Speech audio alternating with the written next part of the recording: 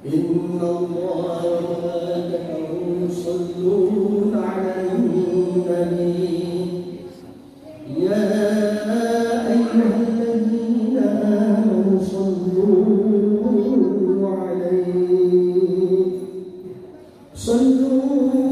عليه وسلموا تسليما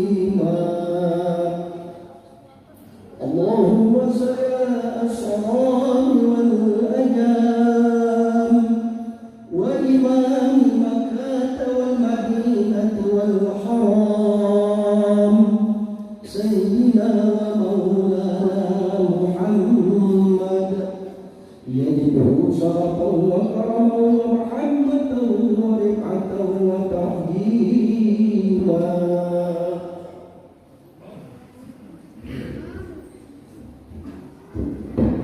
Assalamualaikum warahmatullahi wabarakatuh.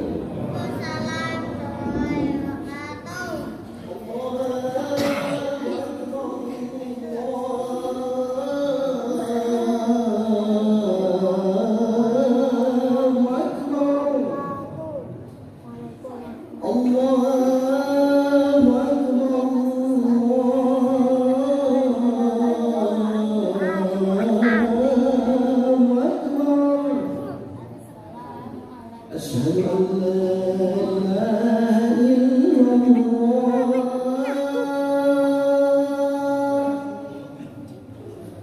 أشهد أن لا إله إلا الله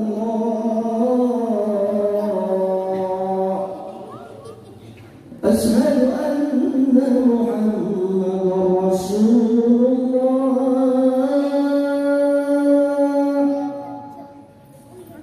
أشهد أن محمدا رسول الله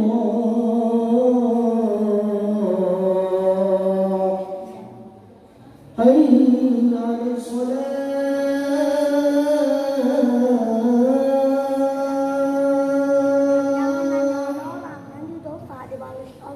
حي على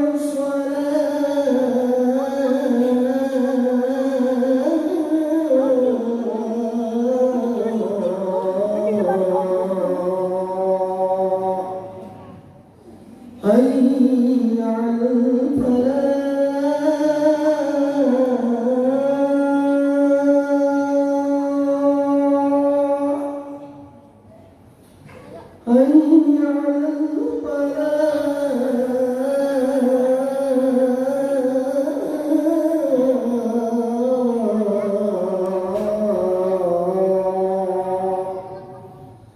الله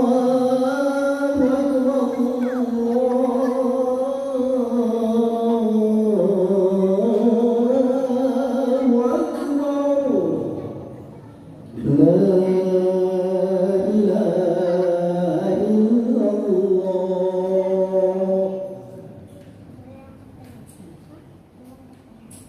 Muslimin rahimahullah, diriwayatkan oleh Abu Hurairah radhiyallahu anhu, bersabda Rasulullah sallallahu alaihi wasallam, bila orang berada di sekitar khutbahnya, maka janganlah di antara kita ada yang berkata-kata. Jika di antara kita ada yang berkata-kata, maka rusaklah ibadah kita tadi. Untuk itu perhatikanlah, dengarkanlah dan diamlah. Semoga mendapat rahmat dari Allah Subhanahu wa taala.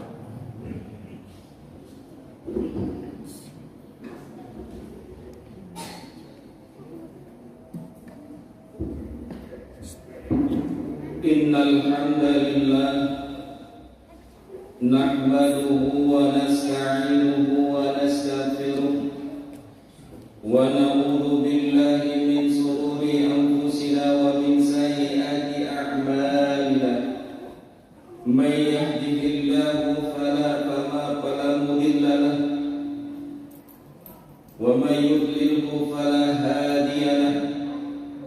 Ashhadu an la ilaha illallah wahdahu la syarika lahu wa ashhadu anna Muhammadan 'abduhu wa rasuluhu al-mab'uts rahmatan lil 'alamin.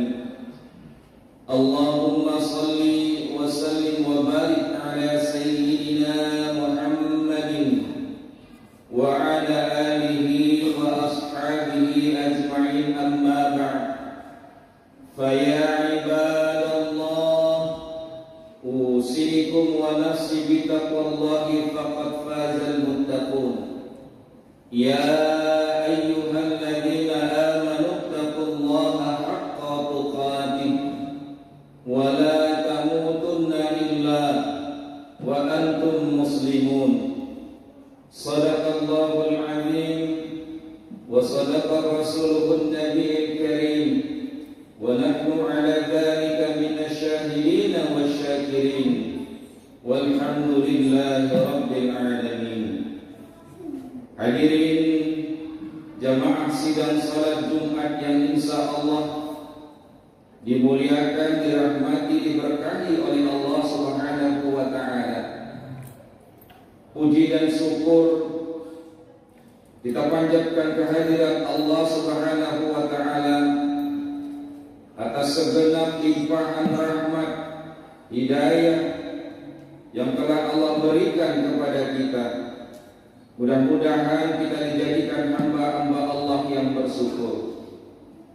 Salawat dan salam senantiasa marilah kita sampaikan kepada junjungan kita yang mulia, panutan alam, panutan manusia, yakni Nabi Muhammad sallallahu alaihi wasallam. Mudah-mudahan kita dicatat oleh Allah Subhanahu wa Ta'ala, dimasukkan ke dalam golongan dan umatnya. Insyaallah kita akan mendapatkan syafaat dari beliau di yaumil akhir kelak. Amin ya rabbal alamin. Mengawali khutbah Jumat pada siang hari ini, khatib berwasiat untuk kita semua, marilah senantiasa kita meningkatkan keimanan dan ketakwaan kita kepada Allah Subhanahu wa Ta'ala. Semakin hari iman dan takwa kita semakin meningkat kepada Allah Subhanahu wa Ta'ala, maka dengan demikian mudah-mudahan insya Allah Allah akan ampuni segala dosa kita. Allah berikan kebahagiaan hidup di dunia dan kebahagiaan hidup di akhirat kelak dengan modal ketakwaan dan ketaatan kita kepada Allah Subhanahu wa Ta'ala. Jamaah Jumat yang dimuliakan Allah Subhanahu wa Ta'ala, setiap muslim yang baik pasti dia akan berusaha semaksimal mungkin untuk melaksanakan kewajibannya, melakukan ketaatan kepada Allah Subhanahu wa Ta'ala, dan juga melakukan amal-amal kebaikan dan amal-amal yang saleh agar mendapatkan pahala, dan jauh daripada itu tentunya mengharapkan ridho Allah Subhanahu wa Ta'ala. Akan tetapi ada di antara orang-orang yang akhirnya mereka pun terpeleset ke dalam jurang kemaksiatan dan perbuatan-perbuatan dosa. Pahala atau ganjaran itu bermacam-macam bentuknya. Begitupun dengan perbuatan maksiat dan dosa pun bermacam-macam bentuknya. Akan tetapi ada satu pahala, satu perbuatan yang taat yang bisa menjadikan mendatangkan ridhonya Allah Subhanahu wa Ta'ala. Begitupun sebaliknya, ada perbuatan-perbuatan maksiat ataupun dosa yang bisa mendatangkan murkanya Allah Subhanahu wa Ta'ala. Dalam hidup ini tentu kita mencari ridho Allah Subhanahu wa Ta'ala.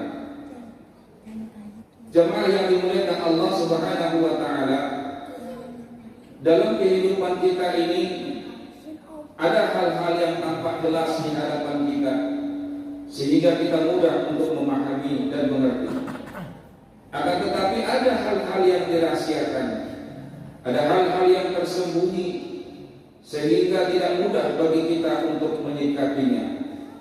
Maka ketika Allah Subhanahu wa Ta'ala merahasiakan sesuatu, maka yakinlah pasti Allah memiliki maksud dan tujuan tertentu dari apa yang dirahasiakan disembunyikan oleh Allah Subhanahu wa taala. Jemaah yang dimuliakan Allah, di dalam kitab Al-Fusul Al-Ilmiyah wal Usul wal Ilmiyah wal Hikamiyah, Ali Zainal Abidin bin Husain radhiyallahu anhu, beliau pernah mengatakan, kata beliau, Inna Allaha qaba'a thalathan fi thalathin. Sungguh Allah Subhanahu wa ta'ala menyembunyikan, merahasiakan 3 perkara di dalam 3 perkara. Apa saja ketiga perkara itu? Yang pertama kata beliau adalah khaba'a ridahu fi ta'atihi. Allah Subhanahu wa ta'ala menyembunyikan ridhonya dalam ketaatan yang dilakukan oleh hamba-hambanya. Perintah-perintah Allah Subhanahu wa ta'ala sangat banyak sekali jumlahnya. Mungkin di antara sekian banyak dari perintah Allah itu sudah banyak yang kita kerjakan. Akan tetapi kita tidak tahu mana perintah Allah yang telah kita kerjakannya itu yang bisa mendatangkan ridhonya Allah Subhanahu wa ta'ala.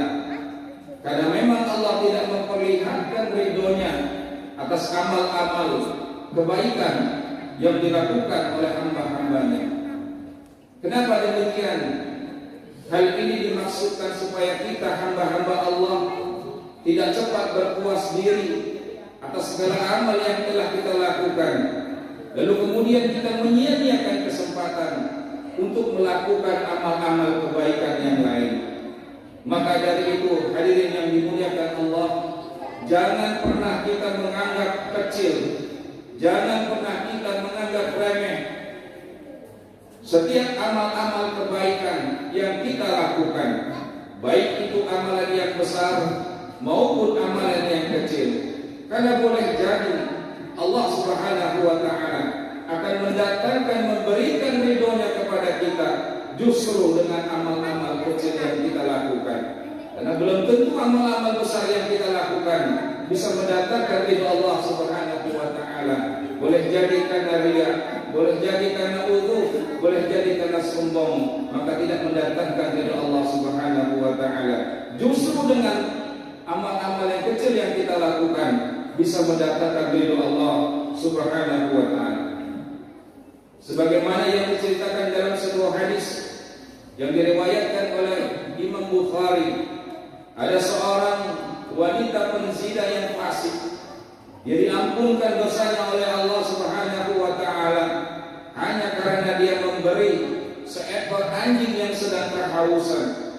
Dia ambil air dengan sepatunya, lalu kemudian dia berikan air itu yang berada di sepatunya kepada anjing yang sedang kehausan. Maka di saat itulah Allah Subhanahu wa ta'ala menurunkan ridhonya kepada wanita itu.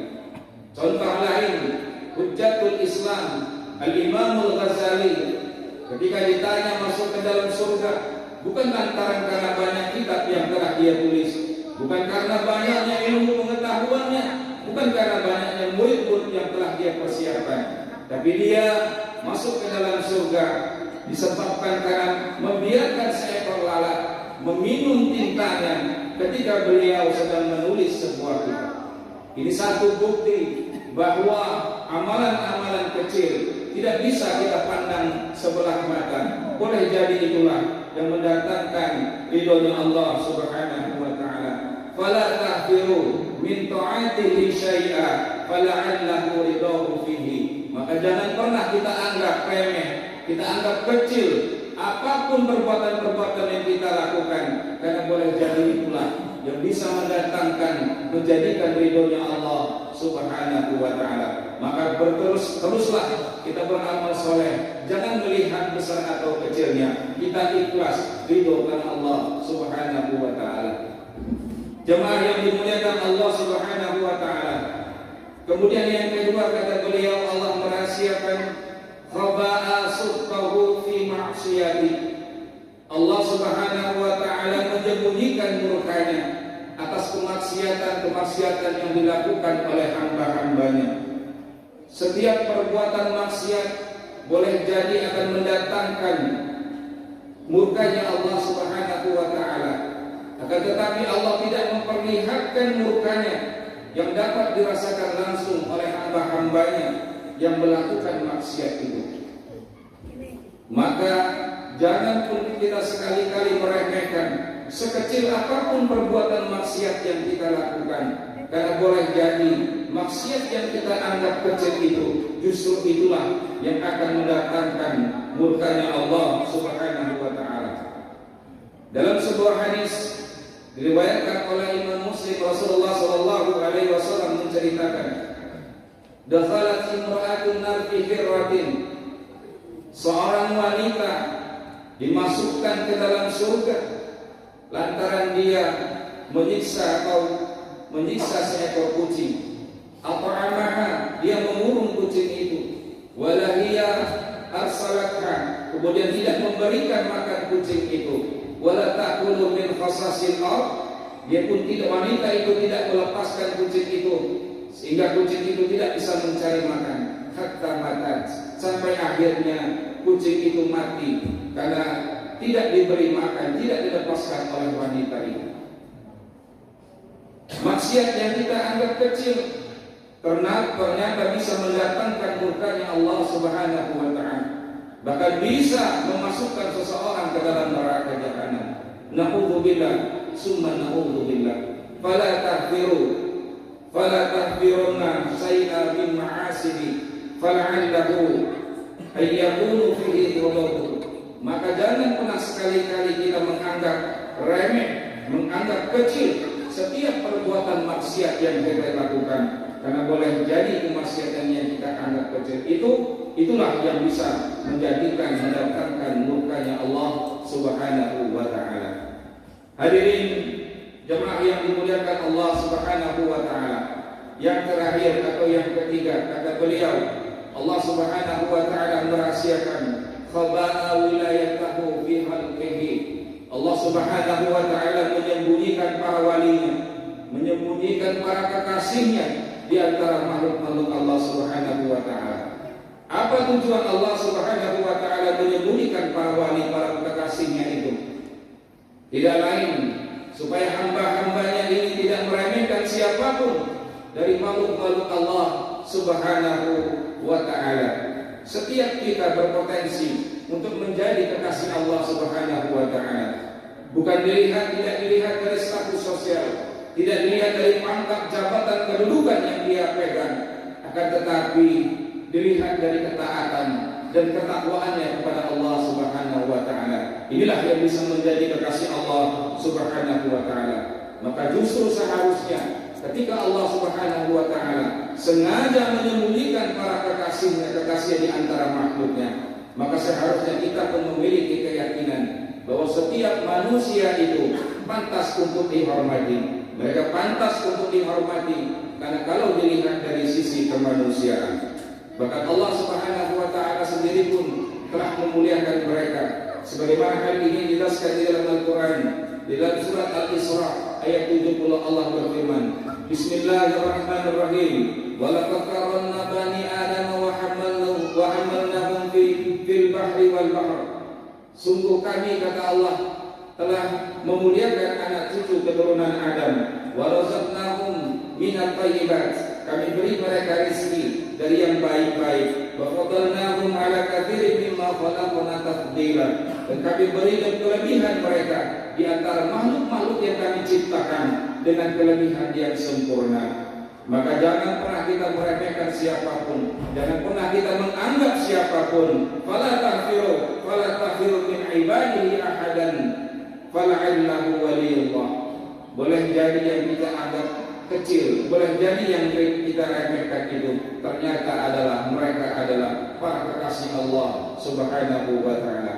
Hadirin yang dimuliakan Allah Subhanahu wa taala, inilah ketiga hal yang dirahasiakan Allah Subhanahu wa taala supaya kita manusia ini, hamba-hamba Allah Subhanahu wa taala ini dapat bersikap hati-hati di dalam hidup ini.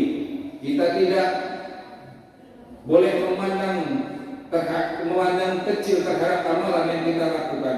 Kita tidak boleh menganggap remeh terhadap kemaksiatan-kemaksiatan yang kita anggap kecil, dan kita pun harus bersikap adil di dalam hidup ini, adil kepada diri kita dan adil kepada orang lain.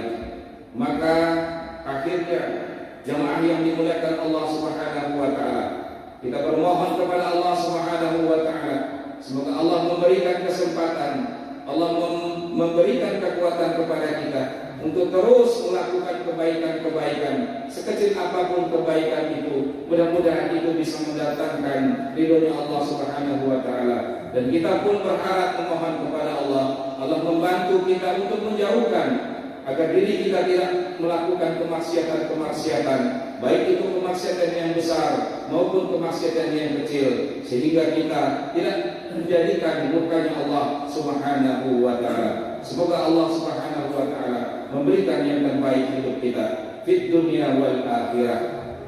Inilah khutbah yang dapat kami sampaikan, mudah-mudahan ada manfaat bagi kita semua. Barakallahu li wa lakum fil Qur'anil azim wa nafa'ni wa iyyakum bima fihi minal ayati wa dzikril hakim wa taqabbala minni wa minkum tilawatahu innahu huwal ghafurur rahim.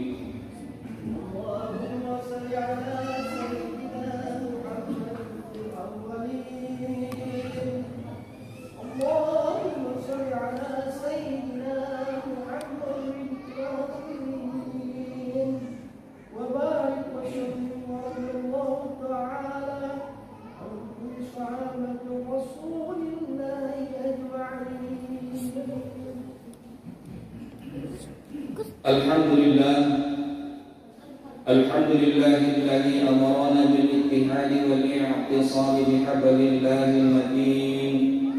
Asyhadu an la ilaha illallah wahdahu la syarika lah wa asyhadu anna Muhammadan 'abduhu wa rasuluhu la nabiyya ba'dah. Allahumma shalli wa sallim ala sayyidina Muhammadin wa ala ali sayyidina Muhammad. Wa ya ibadallah ittaqullaha haqqa tuqatih wa la tamutunna illa wa antum muslimun wa'lamu anna Allah subhanahu wa ta'ala amarakum bi amri bada'atihi bi nafsihi wa thanna bi malaikatihi bi qudsihi wa qala Allah ta'ala fi kitabihil karim a'udzu billahi minasy syaithanir rajim bismillahirrahmanirrahim inna Allah wa malaikatahu yusholluna 'alan nabi ya ayyuhalladzina amanu sallu 'alaihi wa sallimu taslima. Allahumma salli 'ala sayyidina Muhammadin wa 'ala ali sayyidina Muhammad kama barakta 'ala sayyidina Ibrahim wa 'ala ali sayyidina Ibrahim innaka Hamidum Majid wa 'alaina ma'ahum bi rahmatika ya arhamar rahimin. Amin ya rabbal alamin. Allahumma ighfir lil muslimin wal muslimat wal mu'minin wal mu'minat bi rahmatika ya arhamar rahimin. Allahumma a'inna 'ala dzikrika wa syukrika wa husni ibadatik. Allahumma arina al-haqqa haqqan warzuqna ittiba'ah wa arina al-batila batila warzuqna ijtinabah. Rabbana zalamna anfusana wa illam taghfir lana wa tarhamna lanakunanna minal khasirin. Rabbana atina fid dunya hasanah wa fil akhirati hasanah wa qina 'adzabannar. Ibadallah, innallaha ya'muru bil 'adli wal ihsan wa ita'i dzil qurba wa yanha 'anil fahsya'i wal munkari wal baghi ya'idukum la'allakum tadhakkarun. Fadhkurullaha al-'azima yadhkurkum washkuruhu 'ala ni'amihi yazidkum wa la dzikrullahi akbar. Aqimis shalah. Allahu akbar, Allahu akbar. Asyhadu an la ilaha illallah.